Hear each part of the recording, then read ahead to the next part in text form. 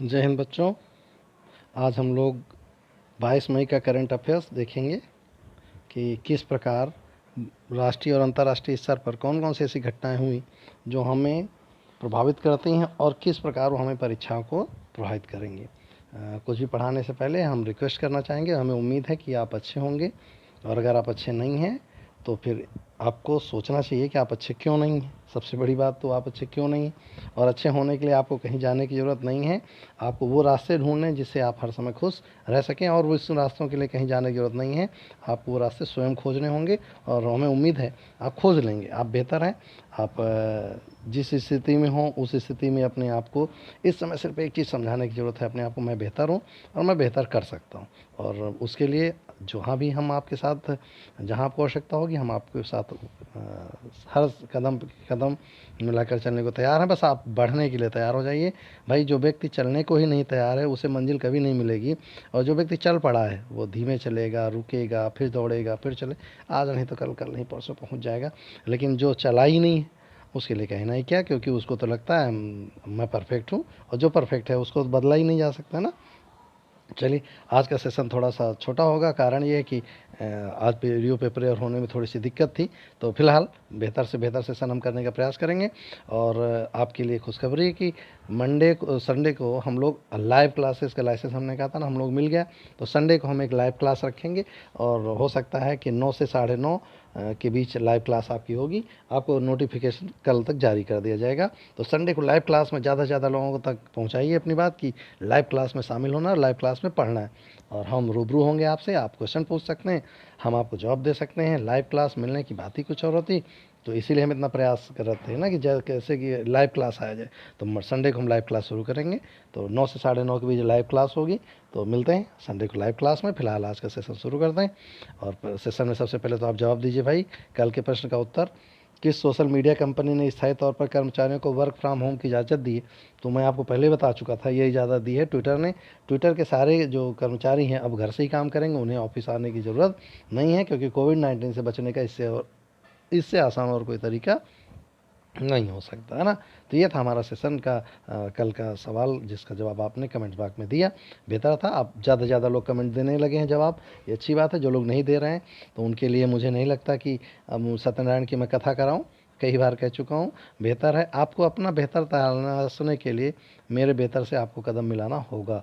ठीक है, चलिए शुरू करते हैं आज का सेशन। फिगर को ज़रा ध्यान से देख लीजिए, इस पर कुछ देर रुकने से आपकी स्ट्रक्चर रहा होता कि ऐसा कुछ सर ने कहा था। तो चलिए शुरू करते हैं। ये फिगर है, तो इसको आज डिस्क्रिप्शन न करके आज हम एलेबरेट करके आपसे आप बात करेंगे। ये क्या है? इंटेलेक्ट डिजाइन एरिना लिमिटेड ने लॉन्च किया आई टर्मनिक फिन क्लाउड प्लेटफॉर्म। ये है क्या? देखिए, अभी तक कंपनी जो जो बैंक्स होती थी वो पैसा ट्रांसफ़र करने के लिए बहुत सारे माध्यमों का ऐसा प्रयोग करती जिसमें आपसे ढेर सारा पैसा लिया जाता था। उन्हीं को अब इसको एक इंटेलेक्ट डिजाइन एरिना लिमिटेड ने इसको एक ऐसा प्लेटफॉर्म डेवलप किया है जिससे बैंकों से ट्रांसफ़र होना, चाहे वो किसी भी रूप में हो, जैसे पब्लिक क्लाउड में हो, चाहे फैक्ट्रीज क्लाउड में, आसानी से पैसा ट्रांसफ़र और डेबिट और क्रेडिट आसानी से हो सकता है। ये शुरू किया गया है, सही शब्दों में कहा जाए तो बिना आपकी प्राइवेसी को नुकसान पहुंचाए आपको बैंकिंग में पूरी गतिविधियां करने के लिए आई टर्मरिक फाइन क्लाउड ने एक प्लेटफॉर्म उपलब्ध कराया। तो आपसे क्वेश्चन कैसे पूछेगा? आई टर्मरिक फाइन क्लाउड का संबंध किस चीज़ से है? तो आपको ध्यान रखना, डैश करके बैंकिंग सेक्टर में लीगली तौर पर मनी ट्रांसफ़र और मनी डिपॉजिट करने का अनूठा तरीका है ना। तो आपको ध्यान रखना है, अध्यक्ष और प्रबंध निदेशक कौन है? बुद्ध डिजाइन एरिना लिमिटेड के अरुण जैन, है ना। चलिए इस फिगर को ज़रा गौर से देखिए, बहुत हैंडसम फिगर है, और हैंडसम व्यक्ति का भी है भाई। इन्होंने कोविड-19 के समय बहुत अच्छा प्रयास किया और अपने राज को बचा रखा। चलिए देख लिया हो तो आगे चलते हैं। हाँ, बहुत सारा पैसा भाई, 15 करोड़ ओनली, 15 करोड़ ओनली। अरे आपको मिलने, आप बहुत कुछ कर लेंगे। उत्तर प्रदेश सरकार ने स्टार्टअप फंड अभी शुरू किया। तो आपसे क्वेश्चन पूछेगा, यूपी स्टार्टअप फंड का संबंध किस क्षेत्र से है? तो लघु उद्योगों के विकास को बढ़ावा देने के लिए यूपी स्टार्टअप फंड शुरू किया गया है, जिसकी धनराशि कितनी? 15 करोड़ रुपए, जिसमें छोटे उद्योगों को बढ़ावा देने के लिए, जिसको कौन देगा? सिड भी देगी बढ़ावा, शुरू किया है उत्तर प्रदेश सरकार ने। क्वेश्चन फिर से सुन लीजिए कैसे होगा। हाल ही में उत्तर प्रदेश सरकार द्वारा प्रारंभ की गई स्टार्टअप फंड योजना किन क्षेत्रों के लिए है? तो आपको ध्यान रखना, लघु और मध्यम क्षेत्रों के लिए कितनी धनराशि के लिए? तो 15 करोड़ धनराशि के लिए, है ना। तो ये था हमारा यूपी स्टार्टअप फंड। अगला देखिए, आप इसको वीडियोस में ध्यान से आराम से थोड़ा थोड़ा करके रोक रोक के आराम से पढ़ेंगे, आपको आसानी से सारी चीज़ें समझ में आएंगी। ये देखिए, गौर से देखिए। ये बड़ी अजीब बात है कि इस समय तो सब बीजेपी का दिखना चाहिए, बीच में कहाँ से कांग्रेस का आ गया? अरे भाई ये भी हैं, छत्तीसगढ़ है।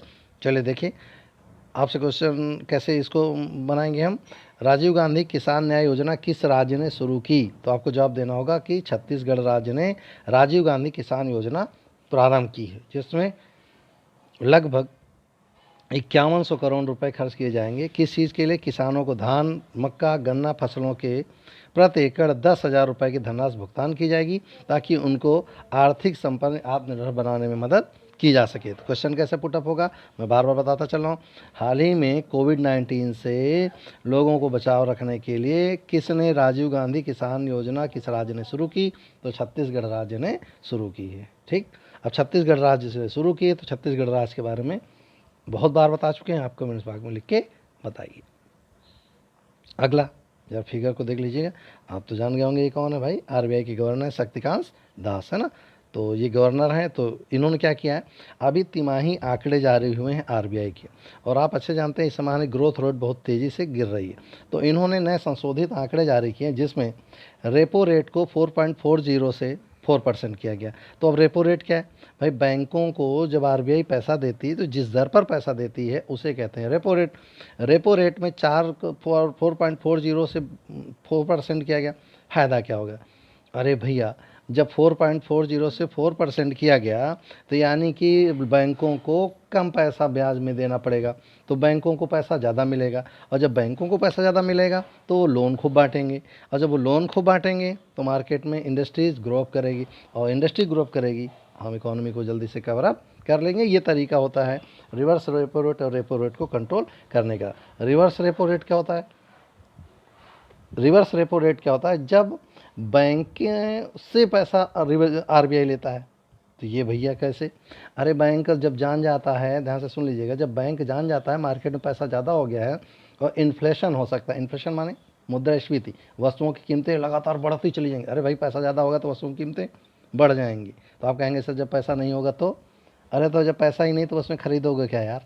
तो इसका मीन्स हो गया 3.75 से 3.35, यानी कि अब बैंक पैसा देंगी ही नहीं। किसको? आरबीआई। क्यों देंगी भैया? जब उनको बहुत कम पैसा वो कर लेना होगा, ब्याज इतना कम देंगे वो बैंक को, आरबीआई उनको।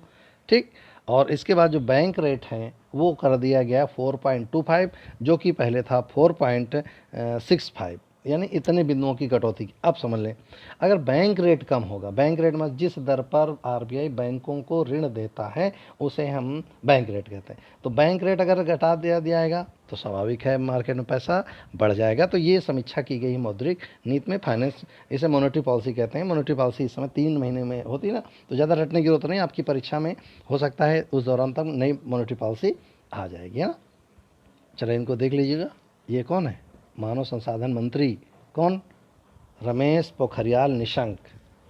पहले कहाँ के मुख्यमंत्री हुआ करते थे? यस, उत्तराखंड के। यस, मानव संसाधन मंत्री ने। क्वेश्चन अब ये कैसे बनेगा, किस मंत्रालय ने ऑनलाइन हिंदी कार्यक्रम शुरू किया है? तो भाई अभी हाल ही में मानव संसाधन मंत्रालय द्वारा इग्नू के साथ हिंदी कार्यक्रम प्रारंभ किया गया है, जिसमें बच्चों को अब ऑनलाइन हिंदी की क्लासेज उपलब्ध होंगी। और ये ऑनलाइन क्लास है, आपसे क्वेश्चन कैसे पूछेगा, पढ़े इंडिया ऑनलाइन किस स्तर तक के बच्चों के लिए? तो आप ध्यान रखेंगे, पढ़े इंडिया ऑनलाइन उच्च शिक्षा से संबंधित है। तो आप क्या कैसे बनेगा? अभी हाल में मानव संसाधन मंत्री ने किस प्लेटफॉर्म को शुरू किया है? तो इग्नू के माध्यम से ऑनलाइन हिंदी कार्यक्रम प्रारंभ किए हैं। तो इसको अब इग्नू के बारे में आपको जानना है। इग्नू IGNOU, इसके बारे में Indira Gandhi national open university इसका फुल फॉर्म है। इसके बारे में ज़्यादा से ज़्यादा नीचे कमेंट्स बॉक्स में लिख के देंगे। ठीक, अगला है, इनको ज़रा गौर से देख लीजिएगा। क्या फिगर से लग रहा है किस देश की बात होगी? यस, दक्षिण अफ्रीका। राइट, अफ्रीका देश है ना। तो अफ्रीका में ज़्यादा से ज़्यादा लोगों को, ज़्यादा से ज़्यादा बच्चों को शिक्षा ऑनलाइन उपलब्ध कराना या उनको शिक्षा उनके द्वार तक पहुंचाने के लिए एयरटेल अफ्रीका और यूनिसेफ ने एक समझौता किया है ताकि कोविड-19 के दौरान बच्चों की शिक्षा किसी प्रकार बाधित ना हो। तो ये दो लोगों ने समझौता किया है, किसने? एयरटेल ने और यूनिसेफ ने। अफ्रीका के 13 देशों के बच्चों को ऑनलाइन शिक्षा, मोबाइल तकनीक के माध्यम से शिक्षा देने के लिए, 133 मिलियन स्कूली बच्चों को शिक्षा देने के लिए इन्होंने एक समझौता किया है। अब देखेंगे क्वेश्चन अब कैसे पुटअप होगा। अभी हाल में अफ्रीका के बच्चों की शिक्षा के लिए किन दो संस्थाओं ने आपस में समझौता किया है? तो एयरटेल और यूनिसेफ ने। एयरटेल को आप जानते हैं भारती का है, और UNICEF United nation of child education fund, ये है यूनिसेफ का, है ना, चिल्ड्रन फंड। तो ये दोनों हैं। तो ये है अफ्रीका और यूनिसेफ, सॉरी एयरटेल और यूनिसेफ, इन्होंने समझौता किया है वहाँ के 13 देशों के बच्चों को शिक्षित करने के लिए।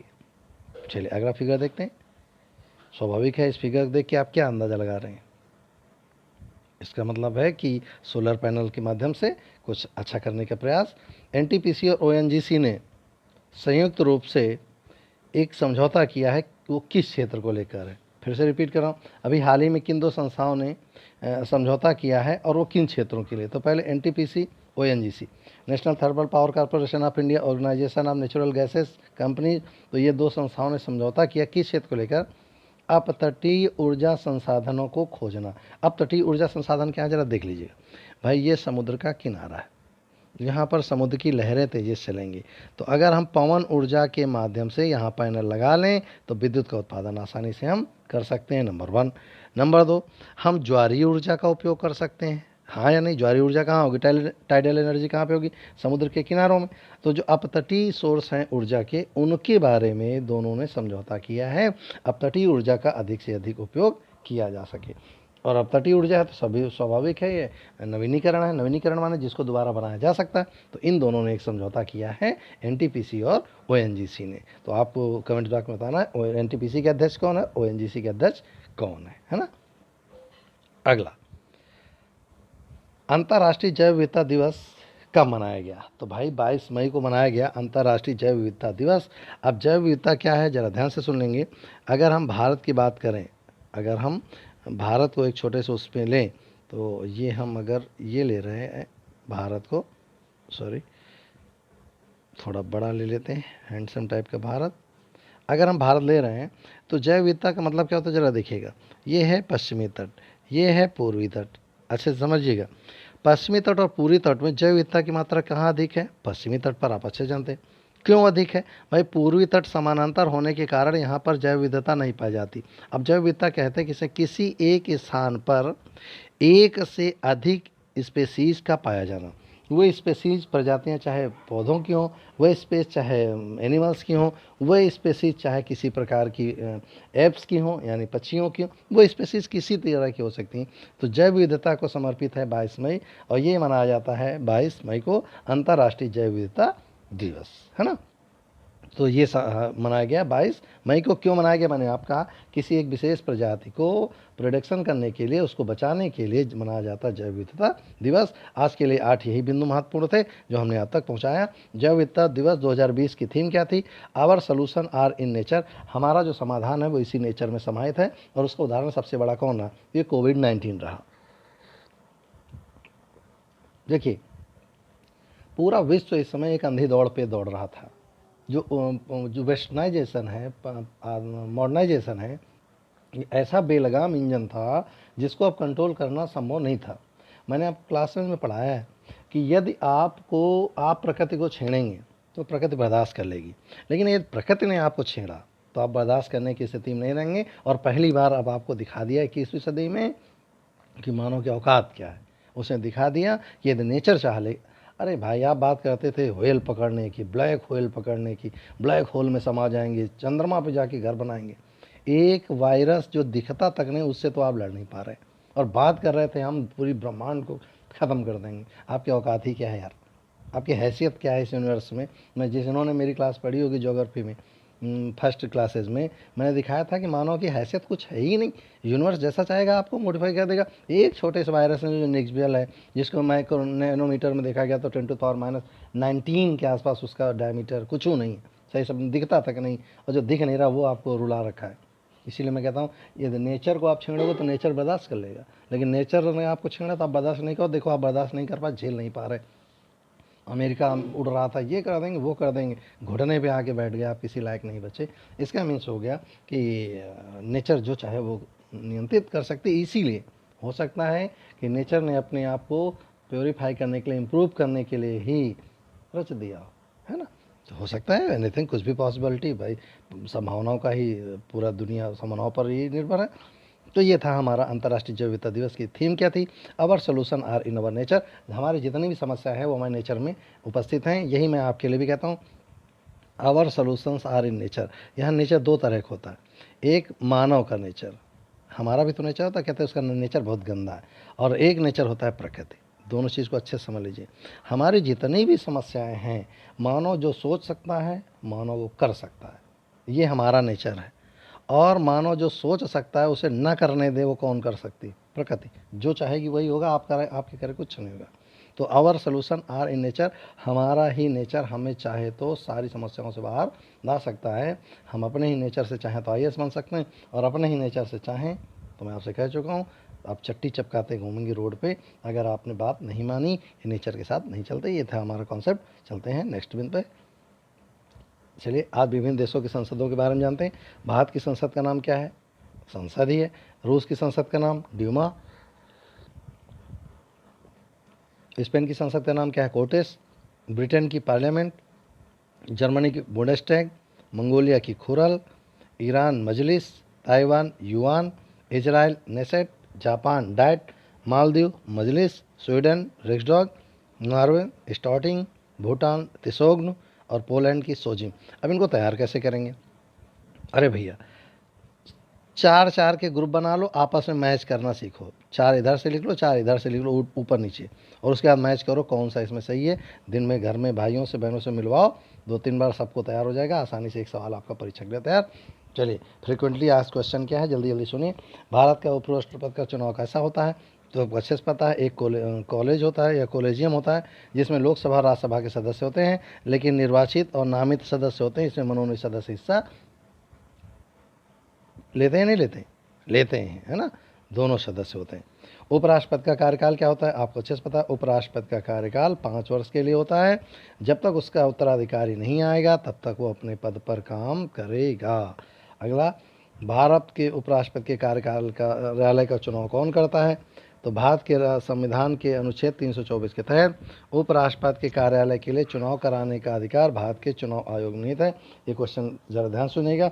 उपराष्ट्रपति का चुनाव कौन कराता है, तो 324 के तहत उपराष्ट्रपति का चुनाव निर्वाचन आयोग कराता है। भारत के उपराष्ट्रपति बनने के लिए किसी को न्यूनतम आयु कितनी होनी चाहिए, राज्यपाल के लिए उपराष्ट्रपति के दोनों है, 35 वर्ष की न्यूनतम आयु होनी चाहिए। आप देश कौन सा ले रहे हैं, ओमान।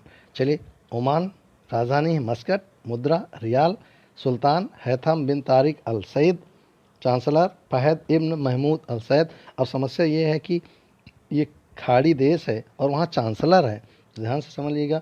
ओमान एक ऐसा देश है, जरा मैप में देख लीजिएगा, ये है ओमान, ये देखिए ये यमन है, ये ओमान, और इधर ये अफ्रीका है। तो यमन ओमान सऊदी अरब, ये ऐसी जगह पर है, इस पर जो भी यहाँ से व्यापार करने आते थे, फिर रिपीट कर रहा हूँ, ये फारस की खाड़ी, हम यहाँ से जब भी व्यापार करने आते थे सबसे ज़्यादा लाभ किसको मिलता था, ओमान को। तो बहुत ग्रोथ किया, तो ग्रोथ करने के कारण ये डेवलप कंट्रीज़ के रूप में काम करता है। महाद्वीप एशिया, राष्ट्रभाषा अरबी, जनसंख्या में स्थान 139वां, जीडीपी में स्थान 70वां, क्षेत्रफल में स्थान 70वां, यानी जीडीपी क्षेत्रफल में समान स्थान। राष्ट्रीय ध्वज आपके सामने। आज के लिए क्वेश्चन ले लीजिए जल्दी से। किस देश के प्रधानमंत्री थॉमस थाबिन ने अपने पद से इस्तीफा दिया, तो लाइबेरिया के, या लाइबेरिया, लेसोथो, बोल्विया, बुल्गारिया, इनमें जवाब देना है किस देश के प्रधानमंत्री थॉमस थाबिन ने अपने पद से इस्तीफा दिया है, तो आपको देना है, और आपको जवाब देना क्यों दिया है। आपको ये भी जवाब देना कि आखिर उन्होंने अपने पद से इस्तीफा क्यों दिया। तो ये था आज का सेशन उम्मीद है आप बेहतर तरीके से इसे नोट कर लेंगे, इसे तैयार कर लेंगे और ज़्यादा से ज़्यादा बार इसे देखेंगे, रिपीट करेंगे। उम्मीद है और जब आप कई बार किसी चीज़ को रिपीट करते हैं तो आसानी से आप उन तथ्यों को समझ पाते हैं, जान पाते हैं। तो फिलहाल आज के लिए हम लोग इतना ही, मिलते हैं नेक्स्ट सेशन में नई उम्मीदों के साथ और इस उम्मीद के साथ कि आप बेहतर कर रहे होंगे, बेहतर तरीके से पढ़ रहे होंगे। फिलहाल आज इतना ही, मिलते हैं कल। जय हिंद।